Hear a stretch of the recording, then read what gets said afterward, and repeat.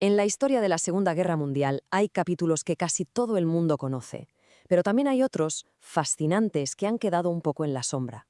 Y uno de ellos es, sin duda, la historia de los pilotos voluntarios españoles que acabaron luchando para la Luftwaffe en el frente más brutal de todos.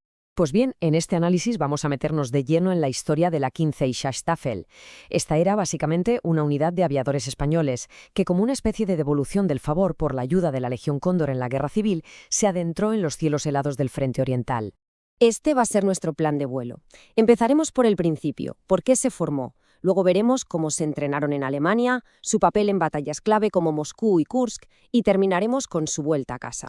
Vamos a la pregunta del millón. ¿Qué hacía España, que oficialmente era un país neutral, enviando voluntarios a uno de los escenarios más salvajes de la guerra? Bueno, la respuesta no es sencilla, y para entenderla tenemos que volver a la Guerra Civil Española. La clave de todo esto era un concepto alemán, la Waffenbruderschaft, o sea, la hermandad de armas. Y ojo, que para muchos de estos pilotos no era algo teórico. Ya conocían las tácticas alemanas y habían combatido codo con los miembros de la Legión Cóndor. Así que, en el fondo, era una manera de saldar lo que se llamó una deuda de sangre. Esta frase, tan rotunda, la pronunció Serrano Suñer ante una multitud en Madrid, justo después de la invasión alemana de la Unión Soviética. Y la verdad es que captura a la perfección el sentimiento anticomunista que sirvió de motor para crear la División Azul y, por supuesto, su brazo aéreo, la Escuadrilla Azul. Vale, antes de enfrentarse a los pilotos soviéticos, estos voluntarios, que muchos ya eran ases condecorados, tuvieron que pasar por un programa de, digamos, puesta a punto. Y lo hicieron en una de las escuelas de caza más importantes de Alemania. Y aquí viene una anécdota muy curiosa, que dice mucho de la primera impresión que causaron. El nivel y la experiencia de los españoles eran tan altos que los propios instructores alemanes se quedaron de piedra. De hecho, al principio corrió el rumor de que llegaban para dirigir la base, no para entrenarse. La Luftwaffe, como era de esperar, organizó el entrenamiento de una forma muy práctica.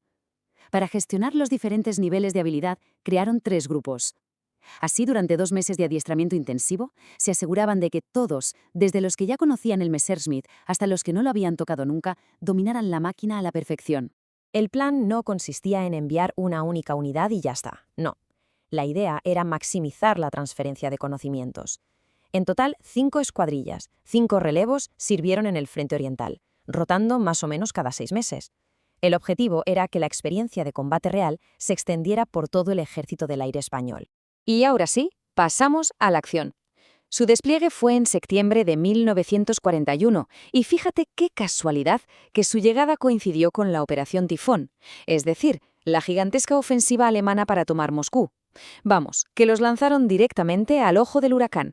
Sus primeras misiones de combate fueron absolutamente cruciales. Tenían que proteger a los bombarderos en picado, los famosos Stukas, que eran muy vulnerables, y también enfrentarse cara a cara a los cazas soviéticos como los MiG-3 o los ágiles I-16 en misiones de superioridad aérea. Y la batalla por Kalinin, eso fue de una intensidad brutal. La situación se puso tan fea que el personal de tierra, mecánicos e incluso el capellán tuvieron que coger los fusiles para defender al aeródromo, que estaba a punto de ser arrollado por los tanques soviéticos. La integración con los alemanes fue total. Lucharon bajo el mando de unidades de élite de la Luftwaffe, y algunos de sus comandantes, como Wolfram von Richthofen, que era primo del mismísimo Barón Rojo, ya eran veteranos de la Legión Cóndor. Conocían de sobra el valor de los pilotos españoles. Con la llegada del tercer y cuarto relevo, la unidad entró en su fase más mortífera, pero también la de más éxito. Este periodo lo marcaron 2 cosas, un salto tecnológico brutal y su participación en la batalla de tanques más grande de la historia. Y aquí está el punto de inflexión, el cambio de avión. Pasaron del ágil y equilibrado Messerschmitt Bg-109 al Focke-Wulf Fv-190, un avión que era una auténtica bestia, mucho más potente, más robusto y que cambió por completo sus tácticas de combate. Esta tabla lo deja clarísimo. Fijaos en la diferencia de armamento. El Focke-Wulf llevaba 4 cañones de 20 milímetros, una pasada, además de sus ametralladoras. Su motor radial también aguantaba daños que habrían destrozado un Bf-109. Y esto permitió una nueva táctica, el boom and zoom, un ataque picado a toda velocidad que era devastador. El impacto de la nueva tecnología es que es innegable. Este gráfico lo demuestra a la perfección. Mirad el aumento tan espectacular de victorias aéreas que consiguieron las escuadrillos que volaron el FW-190. La tercera y la cuarta directamente multiplicaron la efectividad de las primeras. A pesar de que se les consideraba inexpertos para un frente así, a los pilotos de la Cuarta Escuadrilla los metieron de lleno en la batalla de Kursk. Participaron en cientos de misiones durante ese choque titánico que básicamente decidió el futuro del frente oriental. Pero claro, tanto éxito tuvo un precio altísimo. Hubo pilotos muertos, desaparecidos o, como el capitán Asensi, capturados. Él sobrevivió a que lo derribaran, sí, pero se pasó más de una década en los campos de prisioneros soviéticos. Un testimonio tremendo del coste humano que tuvo todo aquello. Conforme la guerra empezó a torcerse para Alemania, la misión de la Escuadrilla Azul también se fue acercando a su final. Un final que no solo se decidió en el frente, sino también en los despachos. El último relevo, la Quinta Escuadrilla, casi no llegó a combatir. La presión de los aliados sobre el gobierno español era cada vez mayor y la presencia de voluntarios se hizo insostenible. Se dio la orden de retirada y así terminó la aventura aérea española en Rusia. Las cifras finales lo dicen todo. Casi 1 de cada 5 pilotos nunca volvió. Pero, de los 70 que sí regresaron, muchos se convirtieron en figuras clave de la aviación militar y civil en la España de la posguerra, llegando a ser generales e incluso ministros.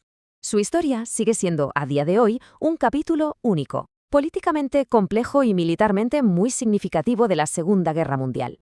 Un legado que es difícil de clasificar con etiquetas simples y que nos obliga a reflexionar sobre las motivaciones, a veces tan complejas, que llevan a la gente a luchar en cielos lejanos.